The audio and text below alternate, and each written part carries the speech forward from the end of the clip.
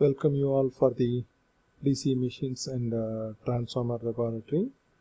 So through this short video lectures, now I will give the instruction for load test on DC shunt motor and as well as the Swinburne's test on DC shunt motor, right?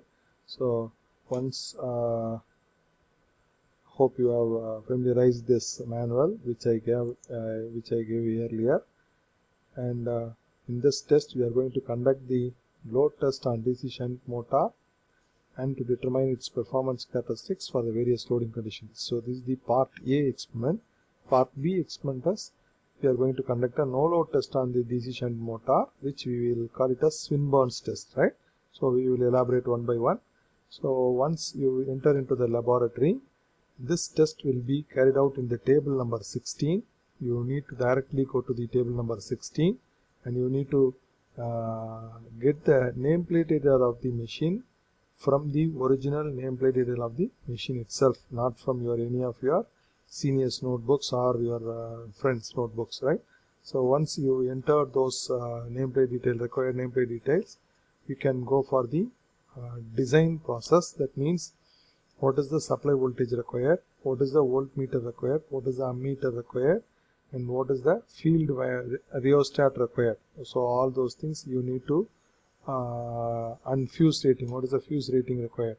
So these things you need to work out on your notebook or in the manual. So for that I have already given the video lecture how to design a meters and other things. So by referring that, you can design those meters and you can record the meter readings in this table as well as in the nearby meters, that is 0 to 10 ampere MC, 0 to 300 volts MC. Likewise you need to record and fuse rating maybe 10 ampere or 15 ampere like this, and supply voltage maybe 230 volts or something.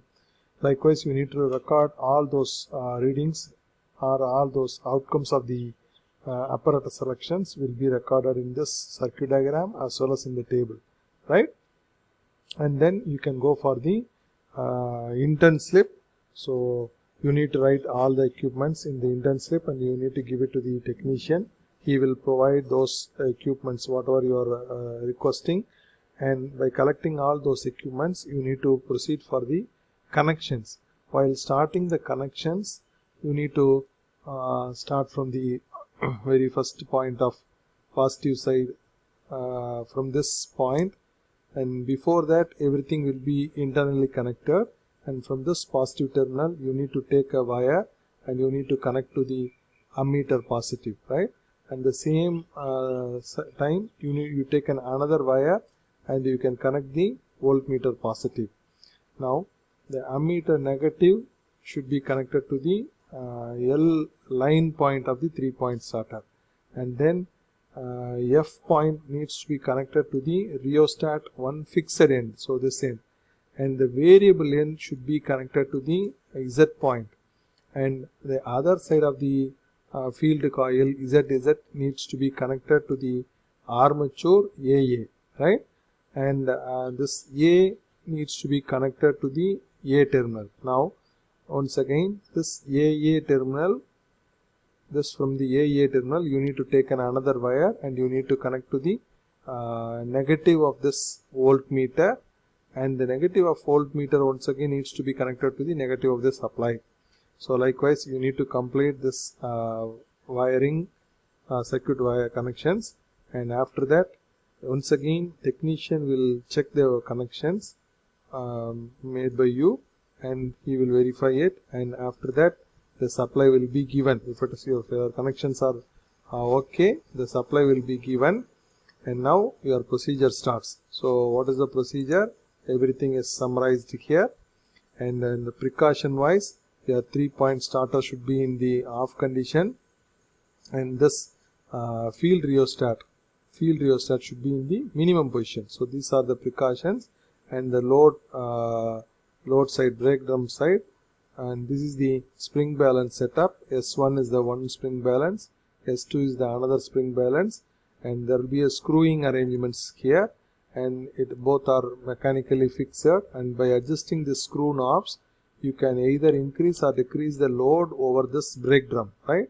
So this brake drum is connected with the help of cotton belts, and this brake drum is internally connected, mechanically coupled with your motor shaft, armature shaft, right?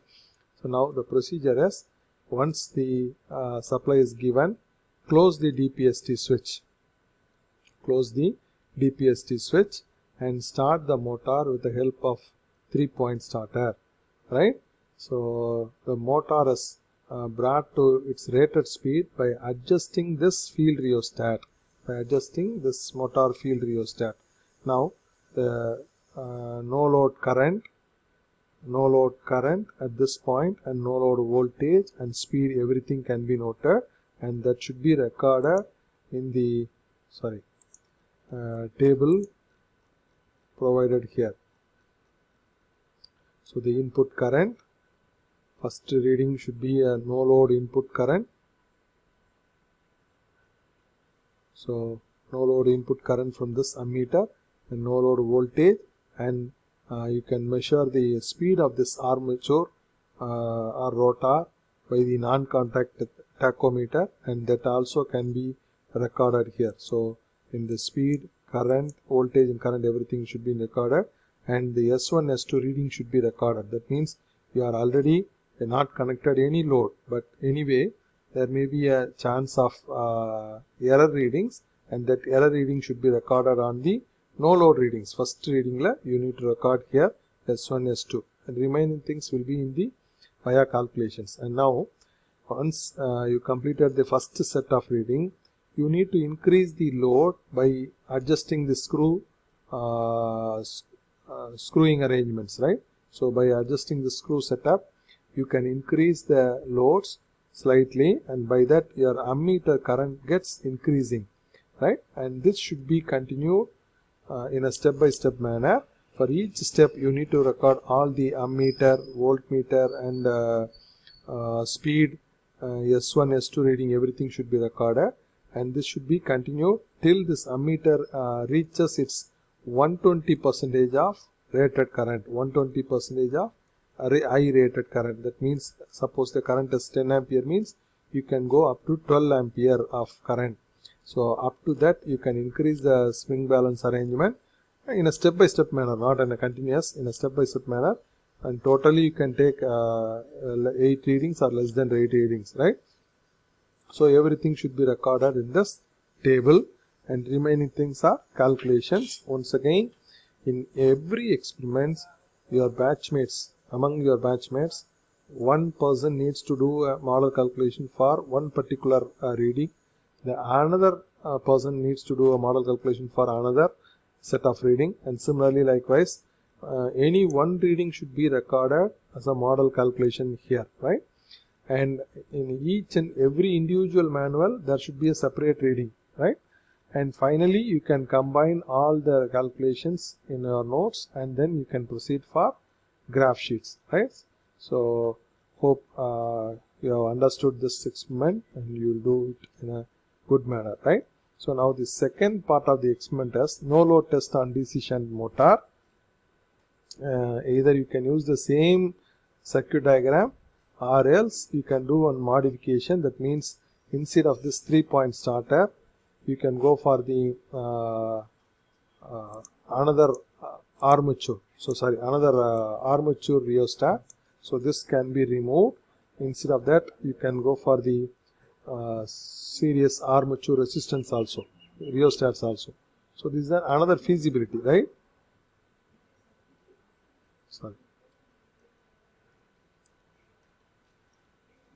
So here you can connect one more rheostats, and with the maximum position. So like this you can connect, and you can adjust the or you can start the machine also. So this is another feasibility, right? Anyway, now we will see the second circuit diagram. So you can make the circuit connections as per the circuit given in the circuit diagram, and once again here also the same procedure. You need to design the meters and other things for this particular test, since this test is an no load test, right? And after completing all the design procedures, you need to go for the apparatus requirements, apparatus calculations, and you need to get the indent, and you need to get the apparatus, and then you need to do a connections. After the connections, you need to go for the testings, right? So similar to the load test, you need to get the supply, and you need to close the DPST switch, and then start the motor either by the 3-point starter or by the armature rheostats. And after that, you need to adjust the field rheostat such that the motor runs at the rated RPM. Now, at the rated RPM condition, you need to take only one set of reading in this table, right? Supply voltage, what is the supply voltage, and what is the corresponding no load current, and what is the no load current, this current, no load current, you need to take it from this particular meter. So this current will give the no load line current, and this will give the field current, right? So these three readings, and along with this voltmeter, these three readings should be recorded here, right? After that, you can do the armature resistance measurements, and for that you need to connect the circuit diagram as per this circuit diagram, and then you need to give the supply and close the DPST switch and adjust the carbon rheostat such that current flowing through this armature gets varied, right? So from initially the carbon rheostat will be in the maximum resistance position. By adjusting the carbon rheostat, your resistance gets reducing. When your resistance gets reducing, your currents get increasing, right? And this is the low voltage DC. We will give 36 volts DC supply for this test, right? And you need to measure for each and every carbon rheostat position what is the current flowing through that and what is the voltage across the armature, and this should be recorded here. And you can calculate the V by I, RA value you can calculate, and you can make an mean values, right?